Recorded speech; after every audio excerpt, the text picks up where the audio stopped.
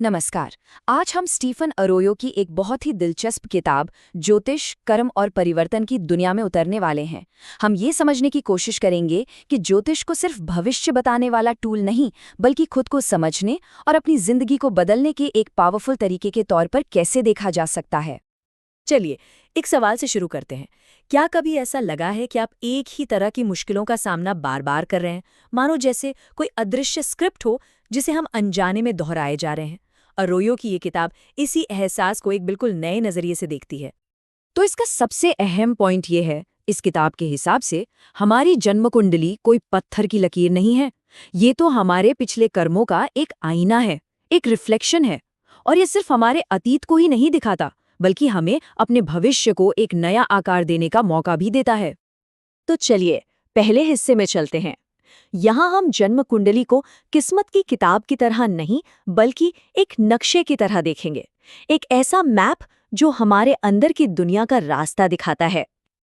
अब इस स्लाइड के बारे में जो बात वाकई में दिलचस्प है, वो है इसका पर्सपेक्टिव। ये ज्योतिष को भविष्य बताने वाले खेल से निकालकर सेल्फ अवेयरनेस और पर्सनल ग्रोथ का एक गंभीर साधन बना देता है। ये नक्शा हमें बताता है कि हमारे अंदर कौन सी एनर्जीज काम कर रही हैं। तो सवाल ये है कि हमारा नक्शा हमें क्या बता रहा है? किताब में दो तरह के कर्मों की बात की गई है।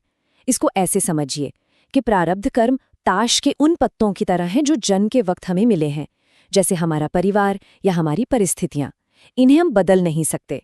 लेकिन क्रियमाण कर्म ये है कि हम उन पत्तों से खेलते कैसे हैं। हमारा हर पल का चुनाव, हमारा हर एक्शन हमारे आने वाले कल को बना रहा है। और ये बात कितनी खूबसूरती से ये बताती है कि ज्योतिष पर्सनल जिम्मेदारी पर कितना जोर देता है। सितारे हमें कोई लेबल नहीं देते, वो बस ये दिखाते हैं कि अतीत में मिले मौकों का हमने कैसे इस्तेमाल किया। मतलब हम सिर्फ दर्शक नहीं, बल्कि अपनी जिंदगी के को क्रिएटर हैं। चलिए आगे बढ़ते हैं और देखते हैं कि ये सब काम कैसे करता है। अब जब हम ये जानते हैं कि ये एक नक्शा है, तो सवाल ये है कि भाई इसे पढ़ें कैसे? इसका जवाब ग्रहों की सांकेतिक भाषा को समझने में छिपा है। ये एक बहुत बहुत जरूरी फर्क है। यहाँ ग्रह कोई बाहरी ताकत नहीं है जो हमें कंट्रोल कर रही है, बल्कि वो हमारे अंदर की अलग अलग आवाजें हैं।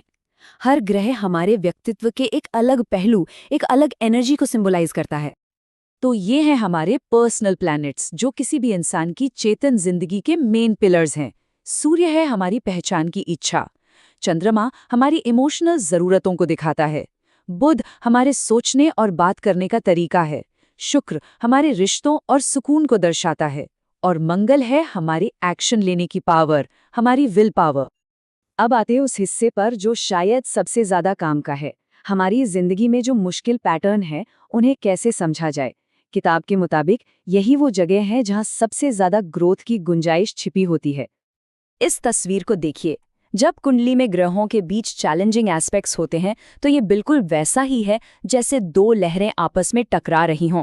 इससे टेंशन तो पैदा होती है, लेकिन यही टेंशन एक जबरदस्त एनर्जी भी पैदा करती है। अगर इस एनर्जी को सही दिशा दी जाए, तो ये पर्सनल ग्रोथ का सबसे बड़ा सोर्स बन सकती है। तो हम ये कैसे जाने कि किस एरिया में काम करना है? इसका जवाब ग्रह के तत्व में छिपा है। 4 तत्व हैं। अग्नि यानी एनर्जी और एक्शन, वायु यानी विचार और रिश्ते, पृथ्वी यानी भौतिकता और स्थिरता, और जल यानी भावनाएं। तनावग्रस्त ग्रह जिस तत्वों में होता है, जिंदगी के उसी एरिया में हमें सबसे ज्यादा ध्यान देने की जरूरत होती है। अगर कोई तनावग्रस्त ग्रह अग्नि राशियों में है, तो हो सकता है कि इंसान को अपने जल्दबाजी वाले स्वभाव पर काम करने की जरूरत हो। सोचिए किसी ऐसे के बारे में जो हमेशा पहले बोलता है और बाद में सोचता है। यह अग्नि तत्व का एक अनियंत्रित रूप हो सकता है। यहाँ सबक है धैर्य और संवेदनशीलता को डेवलप करना। वायु राशियों में तनाव का मतलब है कि इंसान शायद विचारों की दुनिया में बहुत ज्यादा रहता है। जैसे कोई जिसके पास हर प्रॉब्लम का थ्योरेटिकल सॉल्यूशन तो है, लेकिन वो कभी कुछ करता नहीं है। यहाँ सबक ये है कि ज्ञान की असली कीमत उस पर अमल करने में है, सिर्फ उसे जमा करने में नहीं। और अगर तनाव पृथ्वी राशियों में है, तो अटैचमेंट भौतिक चीजों से हो सकती है। यहाँ ग्रोथ का रास्ता ये समझने में है कि सच्ची सुरक्षा आखिर मिलती कहाँ से है। खुद से ये सवाल पूछना जरूरी हो जाता है, क्या मेरी सुरक्षा उन चीजों पर आधारित है जिन्हें मैं खो सकता हूँ? अब जन्म कुंडली का ये नक्शा कोई स्टैटिक चीज नहीं है, ये वक्त के साथ बदलता है, इवॉल्व होता है। हमारा अगला हिस्सा इसी बारे में है कि ज्योतिष के डायनामिक पहलू हमारी जिंदगी के बदलते साइकिल्स को कैसे दिखाते हैं। प्रोग्रेशन को हम अपनी अंदरूनी घड़ी की तरह समझ सकते हैं। ये दिखाता है कि हमारी जन्म कुंडली में जो संभावनाएं थी वो वक्त के साथ कैसे धीरे धीरे सामने आ रही हैं। यह हमारे साइकोलॉजिकल डेवलपमेंट का एक कह सकते हैं सिंबॉलिक मेजरमेंट है। किताब से एक बड़ा सॉलिड उदाहरण देखते हैं। जब एक 25 साल के व्यक्ति का प्रोग्रेस्ड सूर्य उसके मंगल ग्रह के साथ आया तो उसने अपने अंदर एक नई हिम्मत महसूस की। ये सिर्फ एक छोटा मोटा बदलाव नहीं था, ये एक अंदरूनी क्रांति थी। वो अपने पुराने डरपोक स्वभाव में फिर कभी वापस नहीं गया। तो अब हम आ गए हैं अपने आखिरी और सबसे जरूरी हिस्से पर। इस सारे ज्ञान का आखिरी मकसद क्या है और हम इसे प्रैक्टिकली अपनी जिंदगी में कैसे लागू कर सकते हैं? देखिए, आखिर में ज्योतिष का मकसद भविष्य बताना नहीं है, बल्कि भविष्य बनाने की ताकत देना है। लक्ष्य ये समझना है कि हमारी अंदरूनी बनावट क्या है और फिर अपने विकास की प्रक्रिया में एक एक्टिव पार्टनर बनना है, न कि सिर्फ एक मूक दर्शक। किताब एक बहुत ही सरल लेकिन पावरफुल एक्सरसाइज बताती है। एक कागज लें और उस पर 3 कॉलम बनाएं, आध्यात्मिक, मानसिक और शारीरिक। हर कॉलम में लिखिए कि इन एरियाज में आपका आइडियल वर्जन कैसा है, और फिर सबसे जरूरी बात, उन आइडियल्स को हकीकत में बदलने के लिए हर दिन छोटे छोटे कॉन्शियस कदम उठाएं।